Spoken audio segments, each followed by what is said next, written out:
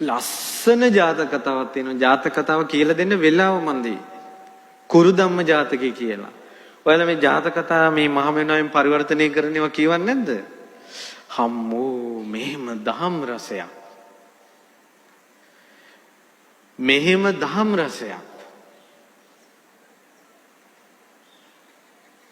ඒකේ තියෙනවා කුරු රට කියන්නේ දිල්ලියනේ. ඒ රාජ්‍යයේ සියලු දෙනා කුරු ධර්මය රකින්නවා. එක දෙයක් කියන්න. ඒ රටේ නගර සෝබනී කුරු ධර්මය රකින්නවා. නගර සෝබනී කියන්නේ ගණිකාව. ඊට පස්සේ ගණිකාවගෙන් කුරු ධර්මය අහගෙන එන්න කියලා දැන් රත්තරන් පත්තිරුවක ලියාගෙන එන්න දැන් බමුණු ගියා. ගිහිල්ලා කියනවා මේ උඹගෙන් අපි ආවේ කුරු ධර්මය ලියා ගන්න. කිව්වා මට දෙන්න බෑ ඒක. මට සැකයක් තියෙනවා කිව්වා. මොකක්ද ඒ සැකේ? මට කහවණු 1000ක් දීලා ලස්සන තරුණෙක් ඇවිල්ලා අද රෑ ඔයා මාත් එක්ක ඉන්න ඕන කියලා මාව වෙන් කරගත්තා. ඊට පස්සේ ගමනක් ගියා එයා. ගිහිල්ලා ආවේ නෑ. පහවදාවේ නෑ. ඊට පහවදාවේ නෑ. මාසයක් ගියාවේ නෑ. මාස දෙකක් ගියාවේ නෑ. මං තවත් කෙනෙක්ගෙන් සල්ලි ගත්ත නිසා මං තව පිරිමියෙක් දිහා බැලුවේ නෑ. කිසි කෙනෙක්ගේ යෝජනාවකට කැමති වුණේ නෑ. ඇයි මං තව කෙනෙක්ගෙන් සල්ලි අරන්. ඔය විදිහට අවුරුදු 3ක් හිටියා කිව්වා මං අර පිරිමියා වෙනුවෙන්. මේ නගර සෝබනේ කියන්නේ.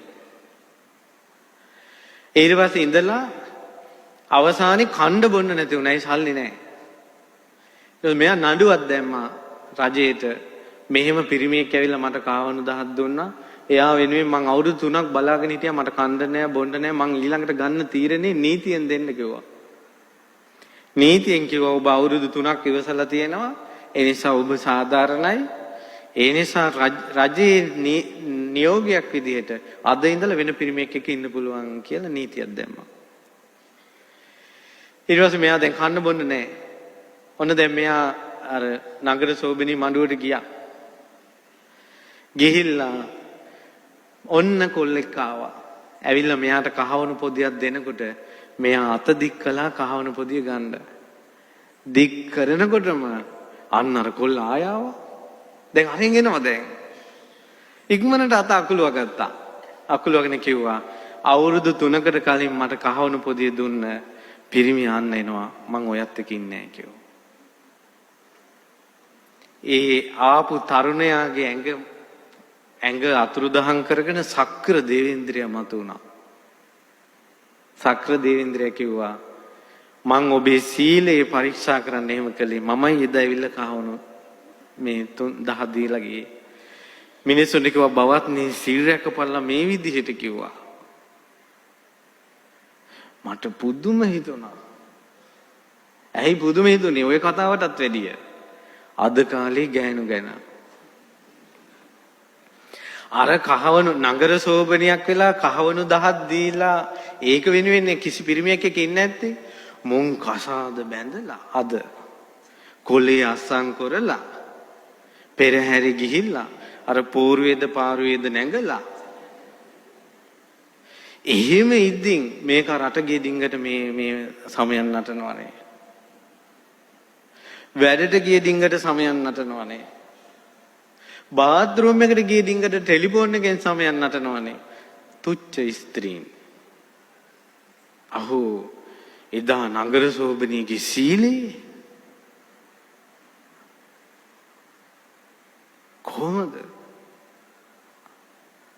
කොහොමද සීලේ? එතකොට සීලේ අරටුවක් හොයනවා තියා අද සීලේ කියන එක මොකද්ද දන්නේ නැහැ. උපාසකම්මලා පොයට අටසිල් සමාදන් වෙනවා හිතන්නේ 3ට බස් එකට ගිය ගමන් සීල් ඉවරයි කියලා. සීල් පවරන්නේ නැහැ ගිහිලා හොඳට කනවා. කවුද සීලය ගැන අවධානයෙන් ඉන්නේ? පිවිතුරු සීල. ඒ ජාතක කතාවෙම තියෙනවා සසරේම යසෝදරාගේ සිතවිල්ලක් වැරදිච්ච තැන තියෙනවා. ඒ රටේ රජුරුවන්ගේ බිසව වෙලා උපදින්නේ යසෝදරා. ඒ යසෝදරා සිරිමැඳලි කවුරුවෙන් බලනකොට රජ්ජුරුවන් පිටිපස්සෙන් යනවා. හිතලා තිනවා මේ රජ්ජුරුව නැති කාලෙක මේ යුව රජ්ජුරුවන්ගේ අගබිස වෙයිද දන්නේ මං කියනවා. මෙයා ඒකේ ඒ සිතවිල්ල හිතිච්ච එකට මුළු ජීවිත කාලෙම විඳවලා තිනවා මගේ සිල් කැඩුනවද්ද කියලා. අහෝ අද කාලේ මොනවද තියෙන්නේ? ළඟදී දවසක මේ කුරුණෑගල අපි දානයක් දෙන්න යද්දී අපි කොයි දානෙට ඔය ෆාම් බිත්තර තියෙන්නේ බිත්තර දාලා දෙන්න ඔය ඉතින් පොඩ්ඩක් තම්බලා උදේට කෑමන මිනිස්සුන්ට කියලා. උපාසකම්මලට අම්මෝ බිත්තර තම්බන්න බෑ අපිට. දැන් මම හම්බෙන කල් ඉන්නේ.